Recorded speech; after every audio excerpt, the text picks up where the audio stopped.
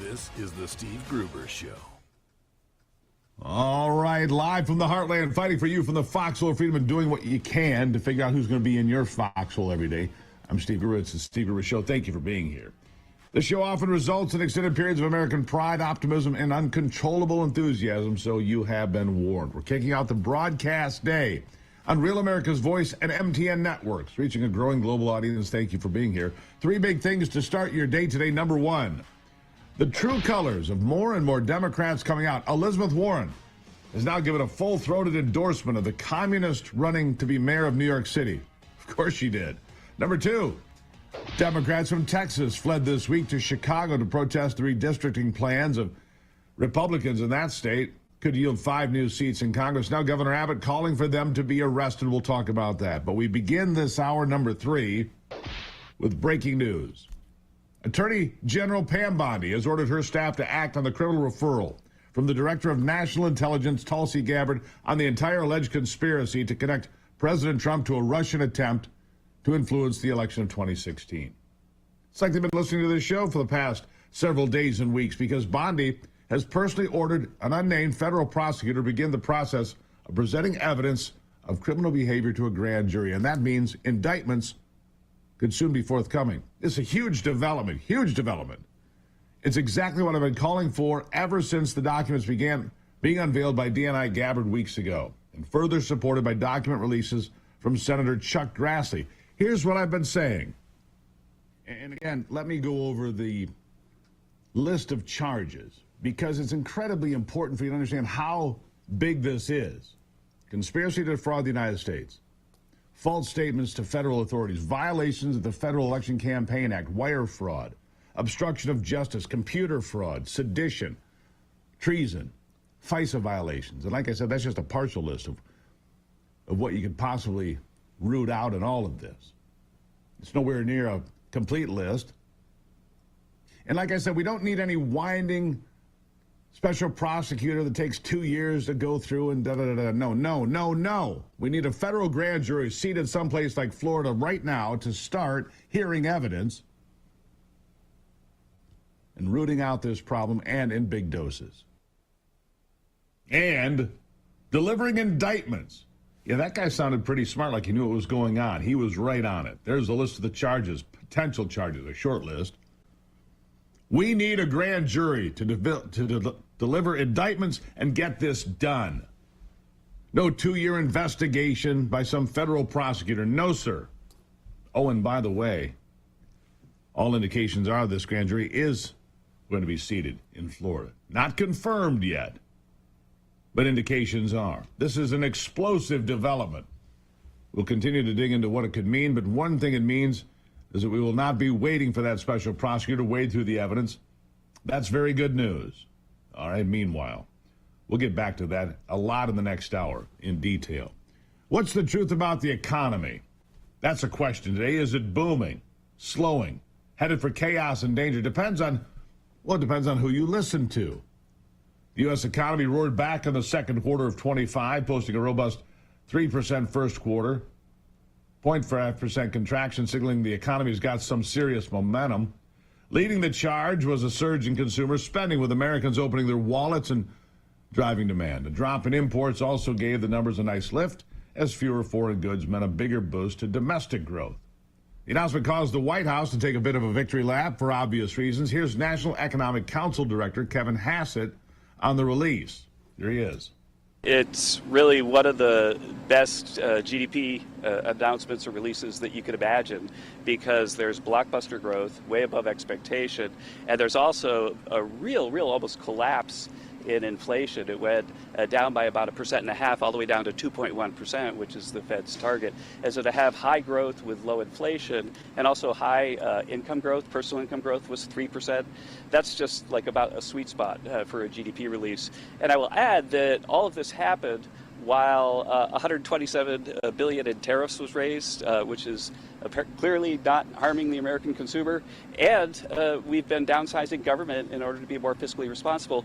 70,000 federal jobs have been reduced, and there was a 5% reduction in federal government spending while all this was going on. Yeah, the GDP report directly contradicts the left's tirade against President Trump's economic agenda, especially back in the spring when they were all screeching about a recession. CNN's Scott Jennings called them out on it completely, as he often does. Here he is. Well, I would just like to go, but I'd like to build a DeLorean and go back to April when everybody here was predicting likely to cause a recession. Investment stops and a recession happens. They're not talking about a U.S. recession. They're talking about a global recession. What was happening in April, Lead to recession. Eventually, there being a reception. Palpable panic on Wall Street. Red numbers and worries about something else that starts with an R. A recession. You called the recession. You called it. You took your shoe off. I'm Joe. Would you like to see that again? You took your shoe off. You brought cookies out here. 15%. You took your shoe off and you said there was going to be a recession. Economic circumstances have now been put in place that most Wall Street economists of senior note say are likely to cause a recession. GDP is 3%. Early to give a final verdict. Oh, yeah. See, this is why you can't trust these guys. They'll say anything, they'll do anything. Let's see, the markets continue at all-time highs. Yesterday, the Dow up 585, the NASDAQ up 403, the S&P up 91. That's why you can't listen to liberal economists, because when it's a Republican's economy, they hype up the chances of recession and downplay good reports like this last GDP release. Now, you shouldn't listen to anyone who gets their talking points from the likes of Chuck Schumer and Elizabeth Warren. They're communists. Here's Schumer trying to throw dirt on the economy's points of success. Of course he is. Go away, Chuck, but yeah, here he is. And while the Trump administration will try to wave rosy headlines about the Q2 number, today's GDP number is in fact a mirage because some ominous numbers lurk under the hood. Donald Trump's tariffs are weighing down the U.S. economy, spiking costs for small businesses and families alike. And if Donald Trump keeps up the chaos, the dangers for the economy will continue to get worse. Yeah. Even the guys over at CNBC are tired of hearing the left-wing panicans try to rewrite reality. They took a jab at Senator Elizabeth Warren specifically as she came out there and tried to promote communism. Ha! It was fun. Here it is. And people that don't like the president and don't want things to work.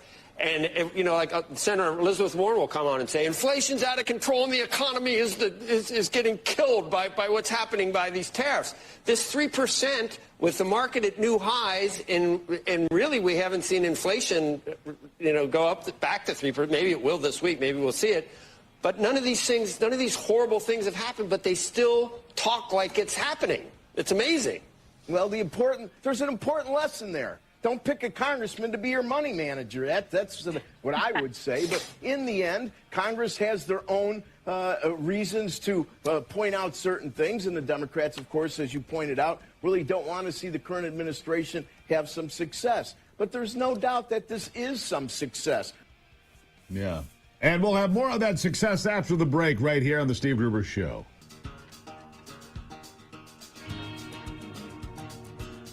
All right, so here we go back into it. Look, the GDP report was a success and a slap in the face to everyone who wants to accuse President Trump of sinking the economy, which they were predicting, especially back in April. Remember, it's going to be the worst economy since 1932. It's going to be the worst month on the market since 1932. It's going to be death and destruction to your 401k. None of that happened.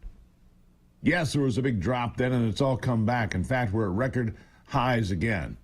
Lots of opinions out there, but it's only the liberals who are screaming about an emergency, and that should tell you everything you need to know. But while the GDP report was cause for a brief celebration, the latest job report wasn't nearly as sparkling, let's be honest. The U.S. economy added just 73,000 jobs in July, significantly below the Dow Jones consensus estimate of 100,000, and the employment rate clicked up to 4.2%, aligning with forecasts. Now, the revised totals for June and May were particularly shocking. Job numbers for May and June revised downward by a combined 258,000 jobs. In May, we only added 19,000 jobs. June, 14,000. Very weak. Very weak. The revisions also set off President Trump, who fired the head of the Bureau of Labor Statistics, a Biden appointee, a woman by the name of Erica McIntyre. She's gone. These revisions pale in comparison to the supposed mistake she made before the election, in which she credited Joe Biden with adding almost 1 million jobs that never existed, before retracting those numbers right after Trump won the election. So with the jobs report's legitimacy questionable at best right now, still not a red letter indicator that the economy is in trouble. It could very well just be softening. No need to sound the alarm like the Democrats are, but of course it's politics, and anything to do to attack Trump. The jobs report also found that hourly wages were up, outpacing inflation, which, that's good news. There's actually more than meets the eye when it comes to the jobs numbers. What's missed in the report is that the jobs lost are foreign-born and government workers. Native-born Americans continue to make exceptional gains. 2 million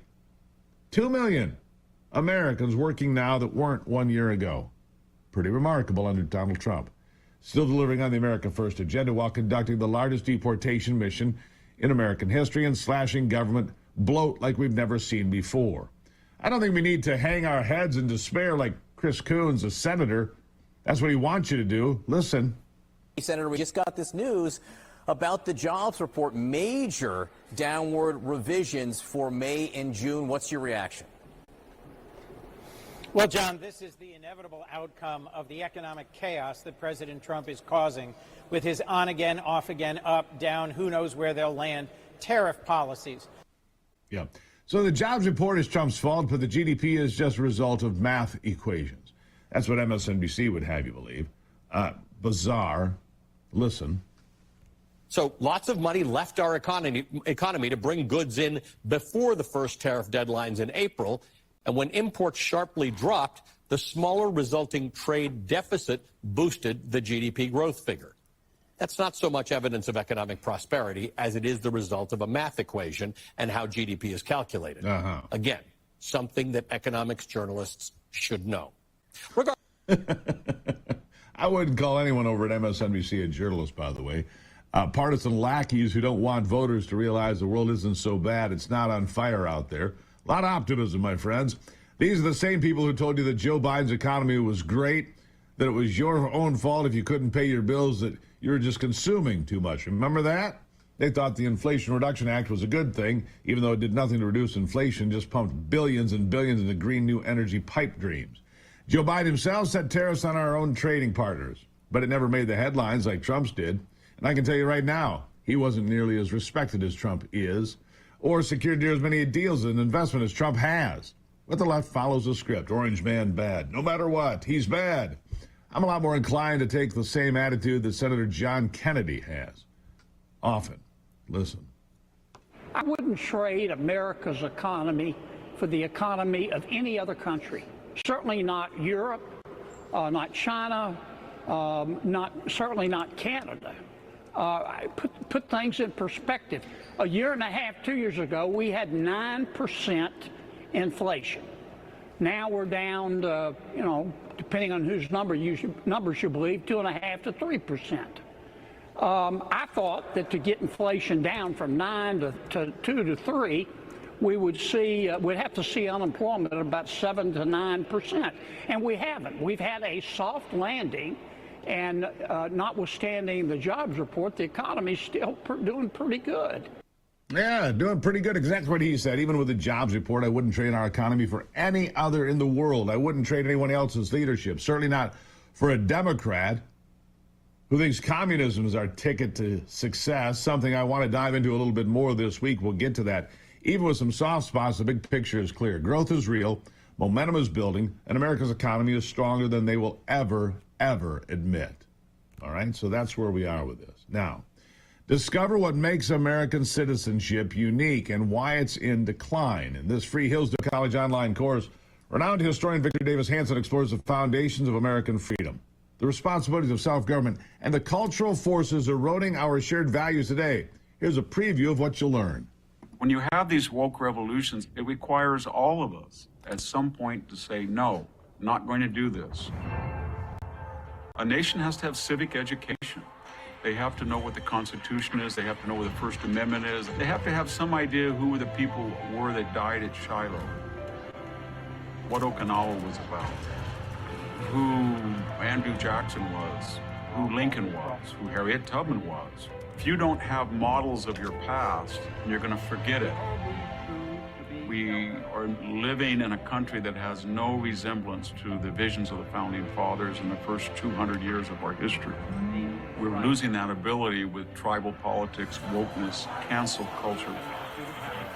If you lose the idea of citizenship, and if Americans don't see themselves as unique citizens of the United States, then you don't have a country. Yeah, you don't have a country. Go to GruberForHillsdale.com. You can learn more about this program, and it's a great program, one of more than 40 that are free. Support these people. They're fighting for you. They're fighting for America. They're fighting for all of us. GruberForHillsdale.com. What a wonderful institution of higher learning. GruberForHillsdale.com. Support them, please. It's free. I don't ask you to do too much today. Do it for free. Gruber for